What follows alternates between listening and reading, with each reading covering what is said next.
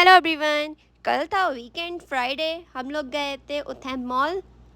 उथैम एक सुपरमार्केट भी है यहाँ पे और एक उथैम मॉल भी है जो यहाँ पे बहुत बड़ा मॉल है और यहाँ पे इसका सफारी लैंड बहुत अच्छा है।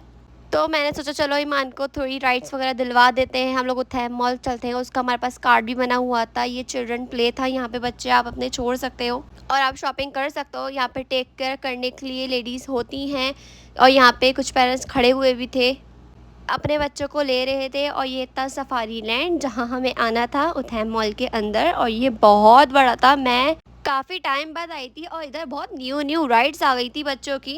खैर मैं तो कर नहीं सकती लेकिन मैंने बच्चों को देख के बहुत इंजॉय कर रही थी। और यहाँ पे बड़ों और बच्चों के दोनों की राइड्स बहुत अच्छी हैं। ये बच्चों और बड़ों के लिए दोनों के लिए बेस्ट मॉल है।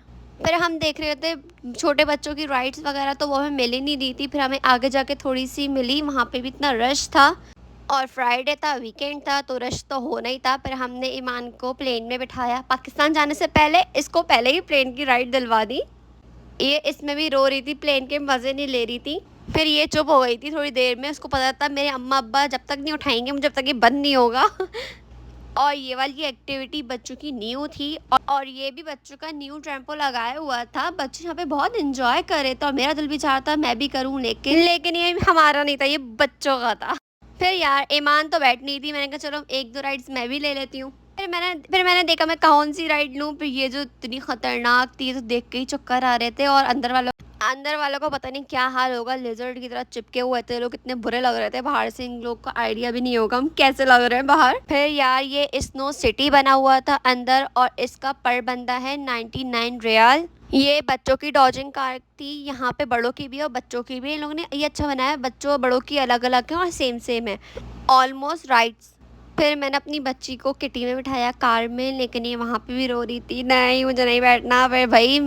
फिर मैंने इसे उठा लिया था और भी किसी लड़के ने आके अपना बच्चा बैठा दिया था उधर, क्योंकि ईमान की राइड तो पूरी हुई नहीं थी तो वो चल रही थी कार। मैंने इसको हॉर्स में उठाया, हॉर्स पे तक खुश हो रही थी।